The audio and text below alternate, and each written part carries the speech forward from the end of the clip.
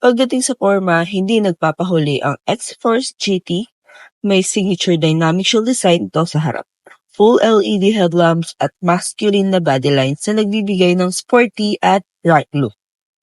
Under the hood, may 1.5-liter 4-cylinder Mavic engine ito na kayang maghatid ng smooth at efficient na performance. CVT transmission ang gamit, kaya swabe ang arangkada sa city driving. Hindi ito racing car, pero swak na swak para sa daily driving at light off-roading. Strong under chassis and suspension for unpredictable road conditions.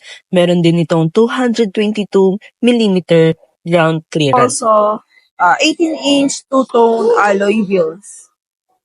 Versus also equipped with keyless operating system. Also equipped na rin siya ng side mirrors, turn signal light. Equipped na rin siya ng genuine leather seat with heat guard.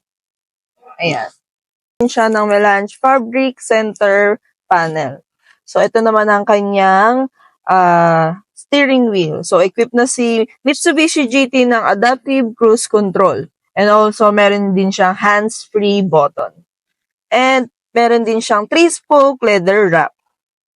And also, equipped na rin si Mitsubishi X-Force GT ng tilt telescopic adjustment. And also, equipped na rin si Mitsubishi X-Force GT ng 8-inch LCD meter cluster and 12.3-inch smartphone link display audio. And also, equipped na rin si Mitsubishi X-Force GT ng wireless charger.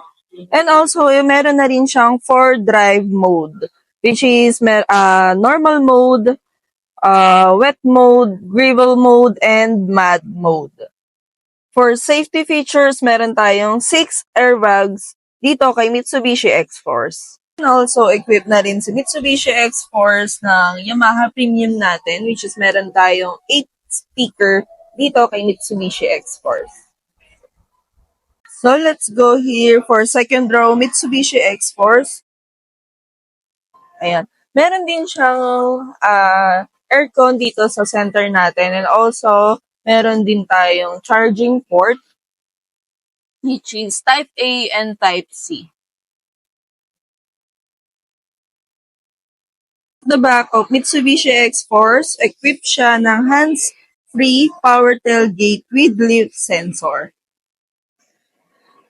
Ayan. So, automatic na siya with sensor. So, ito ang kanyang luggage room. So, kayang-kaya niya ng 400 liters. So, sa back side, ito ang kanyang button. At meron din tayong light.